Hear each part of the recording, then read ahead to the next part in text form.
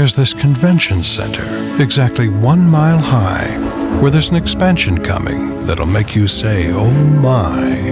There's a huge new ballroom, arrange as you please. It's the largest in the state and makes planning a breeze. Then there's the terrace where guests can relax and meet in the sun with views to the max. Yes, this is the place where business gets done. In the Colorado Convention Center, it's done all in one.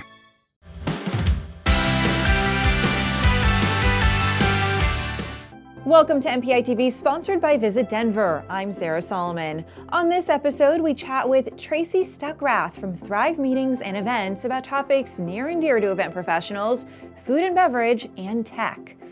Tracy, thanks for joining us. As we go into 2023, can you share the most important tech trends you're seeing? What I think is the most important tech trend going into 2023 is, of course, because I talk about food, is related to food and beverage. And there's two things, actually there's maybe three things I'm going to give you. One is farming on top of convention center buildings. And I just toured the Javits Center Convention Center, and they have installed a 1 acre farm on top of the new building. And it is spectacular. With the goal of harvesting 40,000 pounds. So it's not really tech that we put in our hands, but I think it's a different kind of tech that we're looking at for, how do we grow food on the places that we're actually having meetings. Another idea too is actually understanding what's in our food and maybe having an app that tells you the dietary needs of the food and beverage that you're serving. There's a couple of companies that are doing that out there.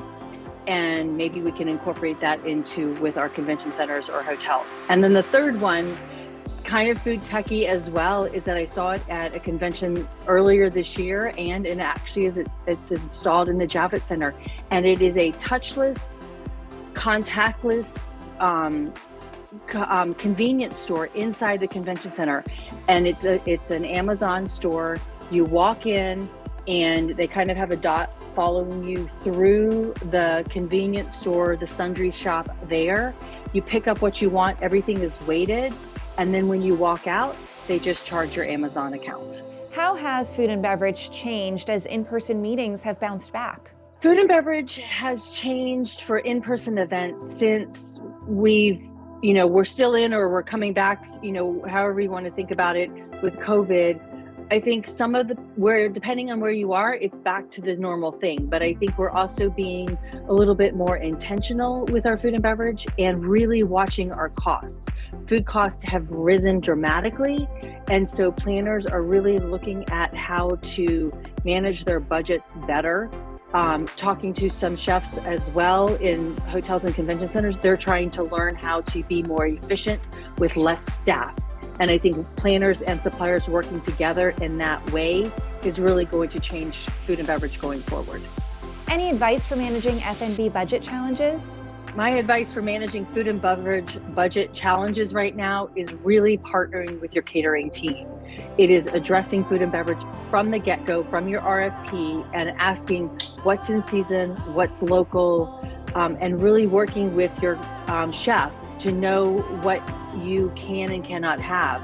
And that's really a little bit more being flexible with your menu. And maybe it is chef's choice, but understanding the dietary needs of those food and beverage menus that you're designing. But I think really paying attention to your attendee numbers from the past, but also paying attention to what your numbers are going to be. I've heard a couple of horror stories that planners are saying, hey, we have 1,500 people coming, and they end up with 5,000. And so it's really trying to manage those numbers really closely, enticing people to register early with discounts, but that's going to be a tight one and a hard one to do. But I think it's watching your numbers and asking lots of questions of your attendees.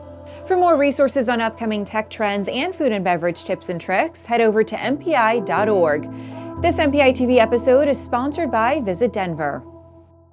There's this convention center, exactly 1 mile high, where there's an expansion coming that'll make you say, oh my. There's a huge new ballroom, arrange as you please. It's the largest in the state and makes planning a breeze. Then there's the terrace where guests can relax and meet in the sun with views to the max. Yes, this is the place where business gets done. In the Colorado Convention Center. It's done, all in one.